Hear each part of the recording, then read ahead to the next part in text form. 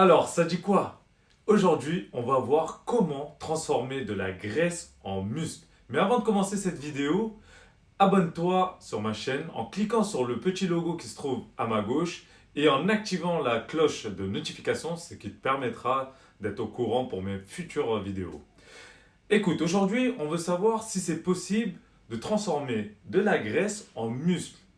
Je te dis direct, il n'y a pas de recette miracle. Et tu vas comprendre pourquoi. Le corps, en fait, il est composé de plusieurs tissus et qui sont regroupés en 4 grandes catégories et sous-catégories.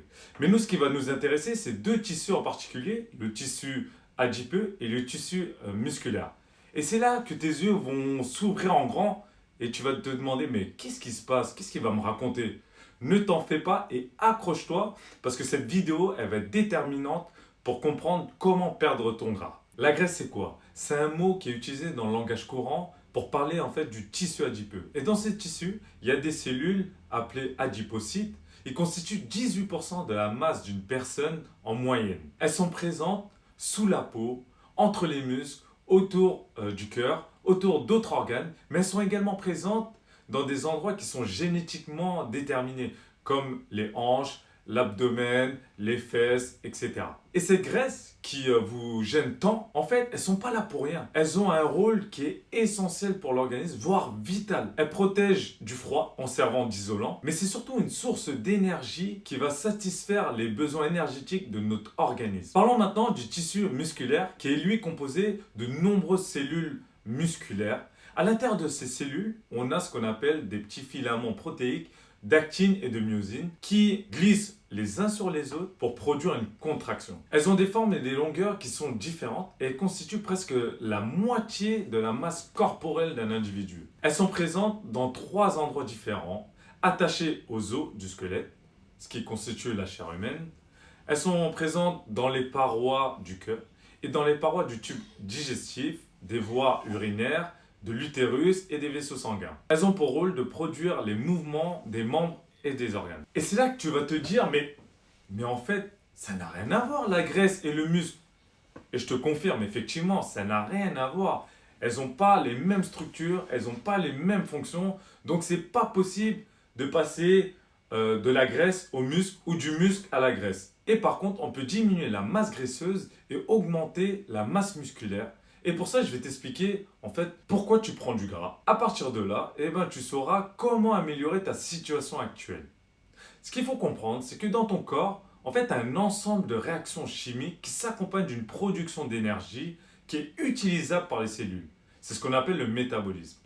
Et au repos, en fait, ton organisme a besoin de dépenser un minimum d'énergie pour assurer le fonctionnement des organes vitaux. C'est ce qu'on appelle le métabolisme de base. Il dépend de la taille, du poids, de facteurs génétiques, du sexe. Il est aussi lié à la quantité de muscles et la surface corporelle.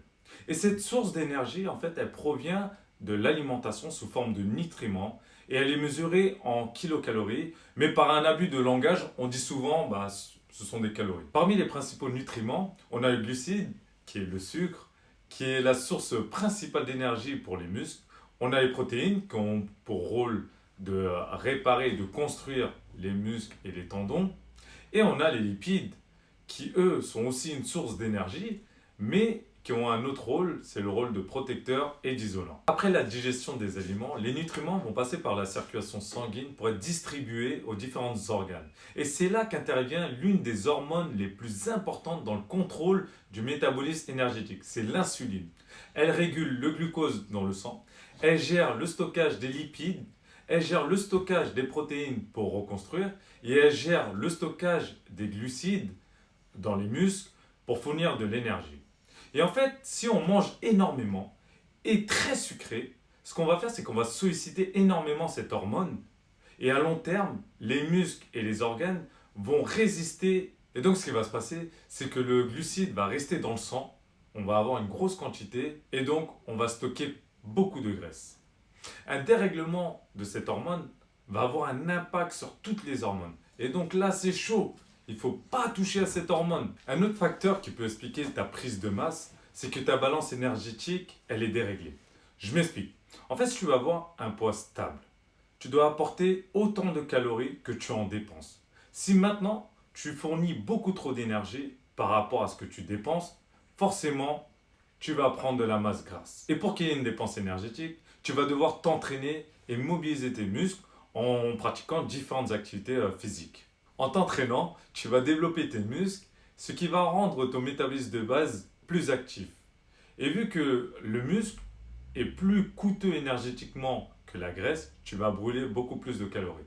Et double cerise sur le gâteau, si tu pratiques une activité régulière, ce qui va se passer, c'est que tu vas mieux contrôler ton appétit et en plus, si tu t'entraînes davantage, tu vas privilégier l'utilisation des graisses avant les glucides.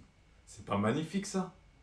Donc n'attends plus, va t'entraîner. Et pour finir, il y a un autre facteur qu'on peut prendre en compte, c'est le facteur mental.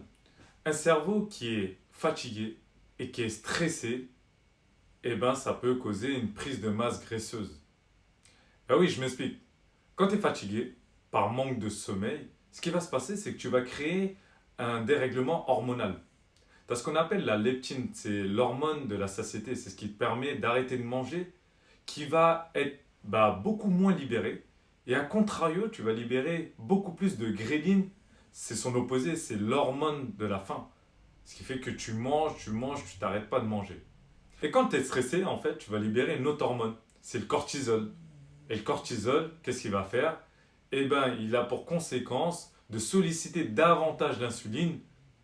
Et plus tu sollicites l'insuline, comme je te dis tout à l'heure, plus tu vas stocker des graisses. Pour pallier à ces deux problématiques, eh bien, il y a deux choses à faire. Il y a l'activité physique, parce que ça réduit considérablement le niveau de stress, et en plus ça améliore ton sommeil. Et tu as aussi la récupération qui n'est pas négligeable. Tu dois récupérer en faisant des siestes, en améliorant la qualité de ton sommeil, en mettant en place des activités de relaxation, ce qui te permettra d'éviter tous ces dérèglements hormonaux. Voilà, tu l'auras compris que la prise de masse graisseuse dépend de différents facteurs tels que la génétique, le sexe, l'expérience sociale, le dérèglement hormonal, l'excès alimentaire, l'inactivité. Et donc, en résumé, pour diminuer ta masse graisseuse et augmenter ta masse musculaire, il va falloir agir sur 3 points. Améliorer la sensibilité de l'insuline et donc moins gérer d'aliments sucrés, tout ce qui est fast-food, pâtisserie, etc. Deuxième point, développer tes muscles, ce qui rendra ton métabolisme plus actif. Et troisième point, agir sur ta balance énergétique en apportant moins de calories et en dépensant beaucoup plus de calories. Voilà, la vidéo est terminée. Tu sais maintenant comment t'y prendre pour diminuer ta masse graisseuse. Si jamais tu as kiffé cette vidéo, n'hésite pas à t'abonner, à liker, à commenter, à me partager en masse partout. Et je te dis à une prochaine vidéo. Ciao!